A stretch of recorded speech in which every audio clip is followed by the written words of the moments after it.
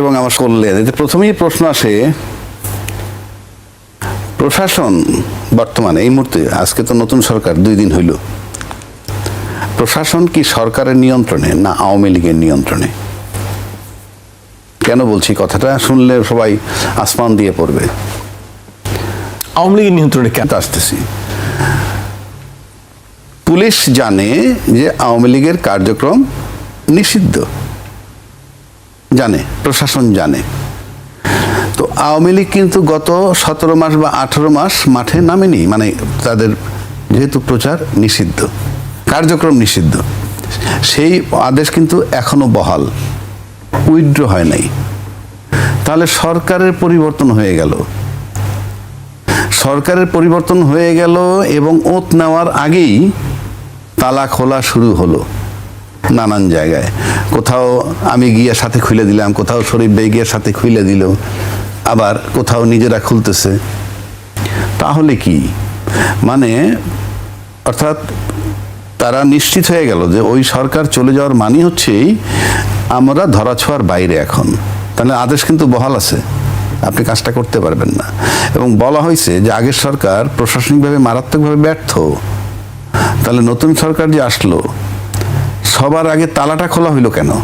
মানে তালা খুলতেছে, আমি কিন্তু কোনোটার বিরোধী না, কিন্তু কার্যক্রম তো নিষিদ্ধ। খুলতে পারবেন, এরপর বৈশা চা খাইতে পারবেন, এরপরে আলাপ করতে পারবেন, তারপরে মিছিল করতে পারবেন, কথার কথা বলছি। আমি কিন্তু তাদের ওইটার বিরোধী না, আমি আমার আইনের কথা বলছি যে আমার আইনটা কোথায়। মানে নির্বাচিত সরকার আসলেই যে আইনটা কার্যকর হয়ে যাবে বা তারা বেশি, প্রশাসন বেশি ইফেক্টিভ হবে, সেটা আমি দেখতেছি না। এখন আসেন, যতক্ষণ পর্যন্ত উইথড্র না হয় আপনি অফিস খুলতে পারবেন না, কিন্তু আপনি খুলে ফেললেন কিভাবে? যে সরকার আসছে, সরকার আসার পর যদি তার এরকমভাবে সরকার আমাদের ফেভারেবল এবং প্রশাসন আমাদের কিছু বলবে না, এই দুইয়ের সমন্বয় পাইছে বলে এটা খুলতেছে, তা নাহলে খোলে কিভাবে? আপনি, এটা সিম্পল বিষয়। এখন আসেন, যেমন ধরেন যদি বলা হয় যে অন্তর্বর্তীকালীন সরকারের সময় যে সমস্ত সিদ্ধান্ত নিছে সেগুলো মানতে বাধ্য নয়, আমি সব দিকই বলতেছি যে তারা মানবে না, অন্তর্বর্তীকালীন সরকার সিদ্ধান্ত দিছে সেই জন্য মানলাম না, সে ধরনের কোনো হয় নাই। এবং আইনি অ্যাকশন নেওয়া উচিত। হয়তো আওয়ামী লীগের লোক ভাবতে পারে অথবা বিএনপির লোক ভাবতে পারে কি আমি তাদের এই আওয়ামী লীগের বিরুদ্ধে বা বিএনপির বিরুদ্ধে, নো, আমি বলছি ওই সরকার থাকলে আমরা বারবার বলেছি যে প্রশাসন কাজ করছে না এবং এটা সরকারের দায়। তা সেখানে নিষিদ্ধ আওয়ামী লীগের কার্যক্রম, নিষিদ্ধ আওয়ামী লীগ অফিস খুলে ফেলতেছে, কোথাও কোনো প্রতিক্রিয়া নাই, এটা কিসের লক্ষণ? এটা আমার প্রশ্ন, এটা কিসের লক্ষণ? এবং আওয়ামী লীগের অফিসের তালা খুলছে, এটার মানে ইনডাইরেক্টলি আপনি ধরতে পারেন যে যেহেতু সরকার বাধা দিচ্ছে না, প্রশাসন বাধা দিচ্ছে না, তাহলে আওয়ামী লীগের তালা খোলা মানে আওয়ামী লীগের নিজের খোলা আর সরকারের খুলে দেওয়ার মধ্যে আমি কোনো পার্থক্য দেখি না। সুতরাং আপনি হিসাব করতে পারেন আমরা সামনের দিক কোথায় যাব। কেননা কেউই আমরা আইন মানতেছি না, যেহেতু আইন সামনের দিকে কোথাগুলো খুলতেছে কিভাবে? তাহলে অফিসগুলো খুলতেছে কিভাবে? আওয়ামী লীগ কার্যক্রম শুরু হয়ে যাবে সেটি আপনি বলছেন? অফিস খোলা মানে কি? কার্যক্রম যদি শুনে তাহলে লক থাকলে সমস্যা কোথায়? অফিসের তালা খুললে আর বন্ধ যদি পার্থক্য না হয় তাহলে খোলার দরকার কি? আমি বুঝাইতেছি ওইটা। আমি আওয়ামী লীগের বিরোধী না, আওয়ামী লীগ মাঠে নামুক, রাজনীতি তার ব্যাপার, কিন্তু প্রশ্ন হচ্ছে আমার আইন প্রশাসন, যেটা আমরা 17 মাস ব্লেম দিলাম যে নির্বাচিত সরকার ক্ষমতা আসলে আমরা দেখবো আইনের আলাদা চেহারা, সেটা কোথায় পাচ্ছি? বরং নির্বাচিত সরকার আসার পর তো অফিসগুলো খুলতেছে। এই বিষয়ে হয়তো সরকারের পক্ষ থেকে বক্তব্য হয়তো সরকার পরিষ্কার করবে বিষয়টি। আমি শরীফুজ্জামান শরীফের কাছে আসতে চাই। শরীফ ভাই, আজকে সুজনের একটি অনুষ্ঠান ছিল, সেখানে বলা হচ্ছে যে সংসদ নির্বাচনে বিরোধী দলের পক্ষ থেকে বিজয় দলকে অভিনন্দন জানানোর নতুন রাজনৈতিক সংস্কৃতির ইঙ্গিত, কিন্তু মন্ত্রিসভার শপথ অনুষ্ঠান বর্জন নতুন শঙ্কার জন্ম দিয়ে। মবের মাধ্যমে না, গত 1.5 বছর এখানে মবের মাধ্যমে বিচার করতে গিয়ে অনেক অপরাধীকে, তার অপরাধকে ছোট করা হয়েছে, তার বিরুদ্ধে মানুষের যে ক্ষোভ সেটিকে প্রশমিত হয়েছে এবং এক ধরনের সিম্প্যাথি তৈরি হয়েছে তাদের উপরে। এটার জন্য তারা দায়ী। কারা? যারা 1.5 বছর ক্ষমতায় ছিলেন, তারা এই কাজটি করেছেন। দ্বিতীয়ত, আপনি তালা মেরে আওয়ামী লীগকে নিশ্চিহ্ন করতে পারবেন না। এটিও বাস্তবতা। আপনি অফিস তালা দিয়ে বিএনপিকেও নিশ্চিহ্ন করতে পারবেন না, এটিও বাস্তবতা। এটাকে আপনার মানতে হবে। কিন্তু এই বাস্তবতা মানতে গিয়ে আমি তাদের দ্বারা যে অপরাধ সংগঠিত হয়েছে সেটাকেও আমি অস্বীকার করব না, আমি তার জন্য বিচার করব, সেই বিচারের দাবিটা আমি করব। এই সময়কালে মানুষের মধ্যে একটা স্বস্তি ফিরে এসেছে।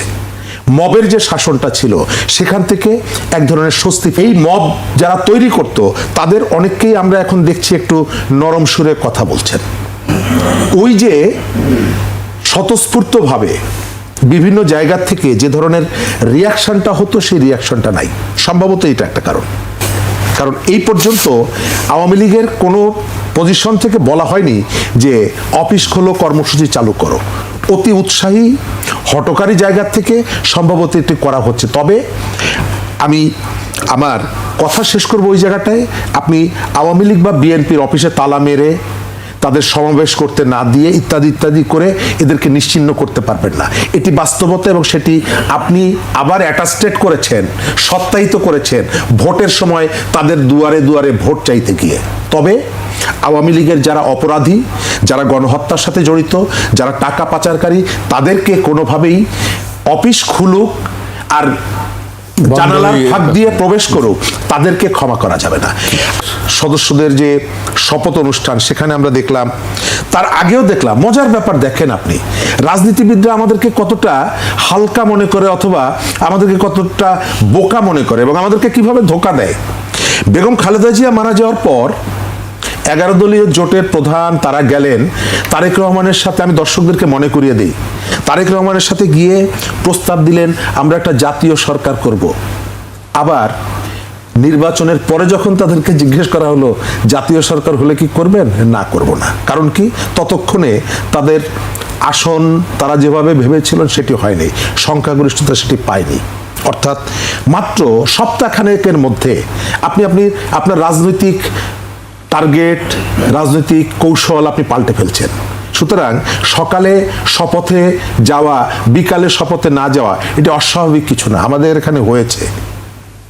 কিন্তু এখানে শঙ্কা প্রকাশ করা, যত আদর্শের কথা বলি, পাবলিক ইন্টারেস্টের কথা বলি, পাবলিক স্বার্থের কথা বলি, এটা হচ্ছে গৌণ, মুখ্য হচ্ছে ক্ষমতা।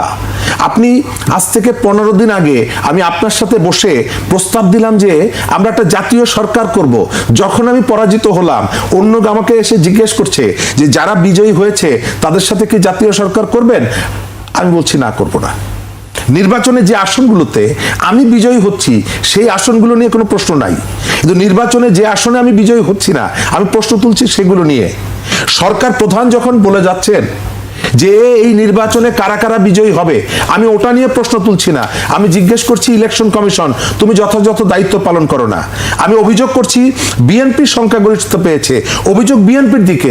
আরে নির্বাচন তো বিএনপি করে নাই, নির্বাচন তো সরকার করেছে, নির্বাচন তো ইলেকশন কমিশন করেছে, তাদের বিরুদ্ধে আপনার কোনো অভিযোগ নাই। আপনার অভিযোগ হচ্ছে বিএনপির বিরুদ্ধে, বিএনপির অভিযোগ জামাতের বিরুদ্ধে। তাহলে আপনি এটি ধরে নিচ্ছেন যে এই ইলেকশনে আসলে ইলেকশন কমিশন অথবা গভর্নমেন্ট ফাংশনাল ছিল না। তা না হলে রাজনৈতিক দল প্রতিদ্বন্দ্বীরা একজন আরেকজনকে হারিয়ে দিতে পারে নাকি? আপনি সেই কথাটা কেন বলছেন না? জি শরীফ ভাই, আপনার কাছে আবারও আসবো। যে শপথ অনুষ্ঠানে না যাওয়া, সেখান থেকে কি ঐক্যের কোনো বিরোধ বা ফাটলের শপথ মানে আপনি বলছেন মন্ত্রী পরিষদের শপথ যায়নি? না না, শঙ্কা কি হবে না হবে বড় কথা না, বড় কথা হচ্ছে যে আপনি যখন 2/3 মেজরিটি পেয়ে যায় কেউ, তখন যদি সে কিছু কেয়ার না করে, অবজ্ঞা করে, অবহেলা করে, কিছু করার নাই। পায় ডাবল বোন, পায় ভাইয়ের অর্ধেক, তাই না? এখন ভাইয়ের বোন মিলে যদি বলে যে আমরা দুজন সমান সমান নিব, তাতে তো ওই যে মুসলিম মতে তো তা নাই। মুসলিম মতে সে ভাই ডাবল পাবে, বোন ভাইয়ের অর্ধেক পাবে।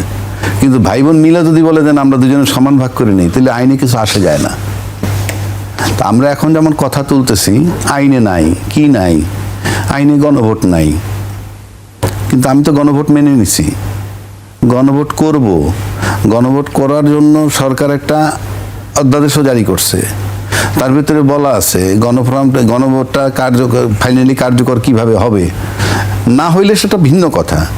গণভোট মেনে নিলাম, নির্বাচনের সময় বললাম যে হাতে ভোট দাও, আমরা তো মেনে নিলাম।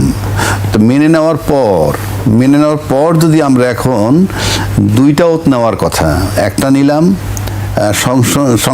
সংবিধান সংসদ সদস্য সংস্কার হিসেবে, আরেকটা হচ্ছে সংবিধান সংস্কার পরিষদের সদস্য হিসাবে আপনি তখন নিচ্ছেন না। আপনি যদি না নেন কি করার আছে?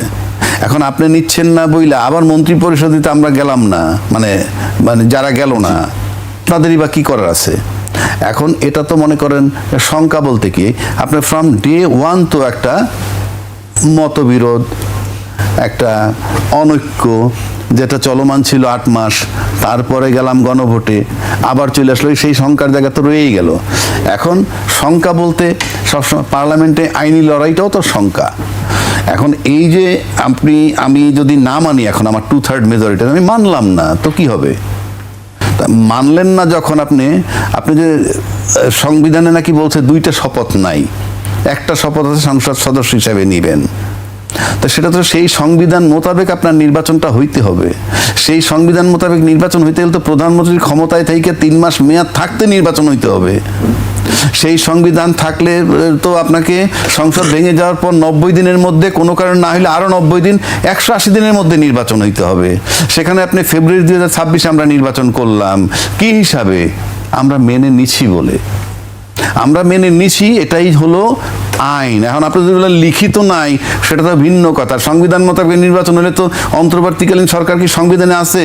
সে দিল নির্বাচন, আমি সেই নির্বাচনে গেলাম, তো সেটা আমার পক্ষে আইলো, আমি নিয়ে নিলাম, আমি গণভোট নিলাম না, গণভোট মানলাম না, কিছু করার নাই। কারণ বাংলাদেশে তো নতুন না আমাদের। যদি বিষয়টা এমন হচ্ছে এটা নতুন না, এটা ওই 53 বছরের ইতিহাস এরকম। গণভোট মানার না মানার কথা তো কেউ বলছে না, গণভোট তো মানছি না তো, গণভোটটা আমি মানছি না। গণভোট মানলে তো গণভোটের আলোকে সংবিধান সংস্কার করবেন, সেজন্য সংস্কার পরিষদের সদস্য হিসেবে আপনি ওত নিবেন। আপনি ওত না নিলে মানলেন? ওত না নিলে তো মানলেন না, আপনি তো বসতে হবে এটা নিয়ে। আপনি ওত না নিলে তো এটা নিয়ে বসবেন না। এইবার আসেন যে এই মানে আমি এই যে গণভোটের কথা যেটা আমরা বলছি, এইটা যদি আপনি এখন কার্যকর না করেন তাহলে কি হবে? কিচ্ছু হবে না। কিন্তু আপনি যদি এটা কার্যকর না করেন, আপনি তো ইউনূস সরকার যে নির্বাচনটা দিছে, সেই নির্বাচন মোতাবেক তো ওই সংবিধানটা আপনি কিভাবে আপনি ঢুকতে পারবেন? আমরা আসলাম, বসলাম, 2/3 মেজরিটি আপনি করতে পারবেন, কোনো অসুবিধা নাই। কিন্তু আপনি তো নির্বাচন তো আপনাকে ওই সংবিধান মোতাবেক কেউ দেয় নাই। ওই সংবিধানের মেয়াদ থাকার 3 মাসের আগে দেয় নাই, কিংবা মেয়াদ শেষ হওয়ার পর পরবর্তী 90 দিন 180 দিনের মধ্যে হয় নাই ওই সংবিধান মোতাবেক। তাহলে এই নির্বাচনটা হলো কিভাবে? এখন আপনি এমন, আমার কাছে মনে হয় এটা সবাই জানে, বা আমি আইনজীবী হিসাবে বলতেছি, শরীফ ভাই তো বলবে যে উনি আইনে একটা বিধান আছে, যে বললাম আমি যদি মেনে নিই তখন এখান থেকে আমি আর সরে যেতে পারবো না। 2 পক্ষে কোর্টে মামলা হচ্ছে, 2 পক্ষ একটা জমাজমি নিয়েই মামলা হচ্ছে। কোর্ট অনেক সময় বলে হ্যাঁ মামলা শেষ করেন, মুমূর্ষ সময় গিয়ে বললাম যে না, আমরা 2 পক্ষ আপোষ হয়ে গেছি। কোর্ট একটা সিঙ্গেল স্টেপ নিতে পারবে না। আমরা 2 পক্ষদের ইয়েস আমরা আপোষ হয়ে গেছি, কেমনে হয়েছি সেটা ভিন্ন কথা। আমরা আপোষ হয়েছি কিন্তু এই সমস্ত দিক দিয়ে, গণভোট, নির্বাচন, এই সব বিষয় নিয়ে কিন্তু আমরা আপোষে আসছি। এখন আইসে যদি আপনি এখান থেকে সরে যান, সেটা তো ভিন্ন কথা। আপনি সরতেই পারেন, সরতে পারলে তো আমরা নতুন কিছু পেলাম না। সেখানে কি আসলে ভবিষ্যতে আমরা দেখব। জি, ভবিষ্যতে দেখা যাবে আসলে কি। আমাকে একটু বিরতিতে যেতে হচ্ছে। আপনার যখন প্রয়োজন হচ্ছে আওয়ামী লীগ মুক্তিযুদ্ধটাকে ব্যবহার করত, আর এখন আপনি দেখবেন যখন প্রয়োজন হচ্ছে তখন জুলাইটাকে ব্যবহার করছেন, সংস্কারটাকে তখন ব্যবহার করছেন। আপনি যখন পার্লামেন্টে নমিনেশন দিবেন তখন জুলাইয়ের প্রস্তাবনা আপনার প্রয়োজন হচ্ছে না, কিন্তু যখন বার্গেনিং করবেন তখন আপনি বারবার জুলাইকে সামনে নিয়ে আসছেন। বাংলাদেশে আপনি স্বীকার করেন বা না করেন, বাংলাদেশের বিএনপির যে ক্ষমতা, তার যে জনপ্রিয়তা, তার যে সাংগঠনিক শক্তি, এটি অন্য কোনো রাজনৈতিক দলের হলে 1.5 বছর আগে নির্বাচন হয়ে যেত। বিএনপি সংস্কার চেয়েছে, 31 দফা নিয়ে এসেছে, তখন পর্যন্ত বাংলাদেশে গণ অভ্যুত্থান হয়নি।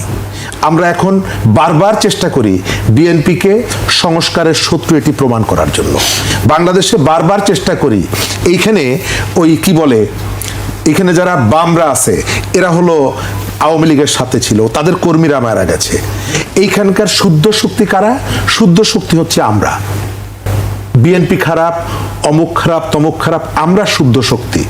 জামাত তার বট বাহিনী সেই ঠিক করে দিচ্ছে যে এইখানকার কাকে কাকে সার্টিফিকেট দেওয়া যায়, জুলাই ভাই সার্টিফিকেট। বট বাহিনী কারা আসে? এই যে সোশ্যাল মিডিয়াতে নারী থেকে শুরু করে শিশুর থেকে শুরু করে ভিন্ন মতের হলে, প্রতিপক্ষের হলে অশ্রাব্য ভাষায় যাদেরকে গালাগালি করে, যারা আমরা গালাগালি বিভিন্ন করে, পক্ষেরও দেখি, এবং কোনো দিকে একটু বেশি, কোনো দিকে এবং কম।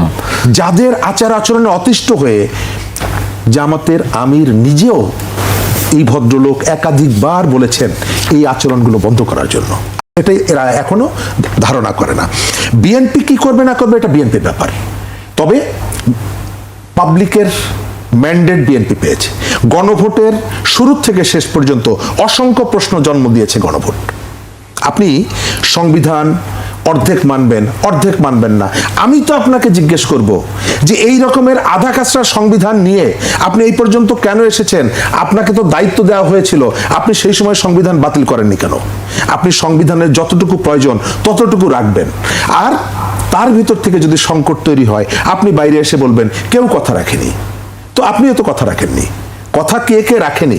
আমরা যদি একজন একজন দেখি, কেউ তো কথা রাখেনি। এই যে অনৈক্য, জুলাইয়ের যে অনৈক্যগুলো তৈরি করলেন, কেন, কি কারণে? আপনি উদীচী অফিসে আগুন দিতে হয় কেন? উদীচীতে গণ অভ্যুত্থানের কারফিউ ভাঙ্গা প্রথম সাংস্কৃতিক সংগঠন, কেন প্রথম আলোতে আপনি আগুন দিবেন? কেন ডেইলি স্টারে আপনি আগুন দিয়েছেন? ডেইলি স্টার প্রথম আলো কি এই গণ অভ্যুত্থানের পক্ষে ছিল না? আপনার কর্মীরা কি আগুন দিয়েছে? এই কাজগুলো আপনারা করিয়েছেন। এখন এসে বলছেন বিএনপি কিন্তু বিশ্বাসঘাতকতা করছে। আরে প্রথম দিন থেকে বিশ্বাসঘাতকতা কে করলো এই গণঅভ্যুত্থানের সাথে? প্রত্যেকটা মানুষকে ধরে ধরে ট্যাগ করে করে আপনি তাকে ফ্যাসিবাদের দোসর, ফ্যাসিবাদের দালাল, যেই আপনার পক্ষে নাই সে হলো ফ্যাসিবাদের দালাল। আপনি এই পক্ষের শক্তিকে বিভক্ত করেছেন। আপনি গণভোটে সরকার অংশ নিতে পারে না। নির্বাচন কমিশন, কোন নির্বাচন কমিশন? শেখ হাসিনার নির্বাচন কমিশন না, এই গণঅভ্যুত্থানের ভেতর থেকে যে কমিশন গঠিত হয়েছে সেই বলছে যে সরকার এই প্রচারণা চালাতে পারে না। আপনি কেন চালিয়েছেন? সরকার এটি চালাতে পারেন, এটি দণ্ডনীয় অপরাধ। এটি তো আওয়ামী লীগের ইলেকশন কমিশন তো বলেনি। এই গণঅভ্যুত্থানের স্পিরিট থেকে গঠিত যে ইলেকশন কমিশন, আপনার এক জেলায় টোটাল যে ভোটার, গণভোটে তার থেকে 1.5 গুণ বেশি ভোট পড়ে, হা ভোট কোথা থেকে আসে? জি শরীফ ভাই, আপনার কাছে আবার আসবো। প্রশ্ন রেখেছেন শরীফ ভাই বেশ কিছু, সংবিধান নিয়েও কথা বলছিলেন। সংবিধান সংস্কার করার কথা উঠেছিল 5 আগস্টের পরে, সংবিধান পুনরায় নতুন করে লেখা হবে কিনা, এই সংবিধান চলবে কিনা, অনেক কথা আমরা 5 আগস্টের পর শুনেছি। কি হলো আসলে শেষ পর্যন্ত? শেষ পর্যন্ত তো আমরা সেই সংবিধান সংস্কারের নামেই আমরা ভোটে গেলাম। এটা তো সংবিধান সংস্কার করার জন্যেই। এখন যদি ইভেন আপনার এই ক্ষমতাসীন যে দল আজকে, তাদের চেয়ারম্যানও তো বলছে গণভোটে হাতে পেয়ে। আমি তো মনে করি তারপরেই গণভোট জয়যুক্ত হয়েছে। আপনি ভোট নিয়ে যেটা বললো যে এক জায়গায় বেশি কাস্ট হয়েছে, সরকারের ব্যাপার, কি নির্বাচন, সেই বিতর্ক তো আছেই, সেটা অন্য কথা। কিন্তু আপনি যেহেতু হায়ের পক্ষে সবচেয়ে বেশ বড় দল যিনি জয়লাভ করে 2/3 মেজরিটি নিচ্ছেন, তাদের চেয়ারম্যানও তো হাতে ভোট দিতে বলছেন। হাকে জয়যুক্ত, এবং যেভাবে ধানের শীষে আপনারা ভোট দিবেন, একইভাবে গণভোটকে হাতে ভোট দিয়ে জয়যুক্ত করতে হবে। তাহলে তো ওনাদের ডিজায়ার মোতাবেকই তো এই গণভোট হা জয়যুক্ত হয়েছে। তা হা জয়যুক্ত যদি হয়ে থাকে, তাহলে এটা এখন আমি তো একটু আগেই আপনাকে বললাম, আইনে কি না আছে নাই বড় কথা না। আইন মানলে আইনও তো আমি বললাম, আইন বললো তো আমি এই সংবিধান মোতাবেক আপনার 2024-29 নির্বাচন হওয়ার কথা। 2026 তো কোনোভাবে নির্বাচন নাই। সংসদ ভেঙে যাওয়ার পর সর্বোচ্চ 7ই ফেব্রুয়ারি 2025 মধ্যে 180 দিনের মধ্যে যদি নির্বাচন হয়, সেটা তো হয় নাই। তাহলে আমরা তো কোনো দিকেই নাই।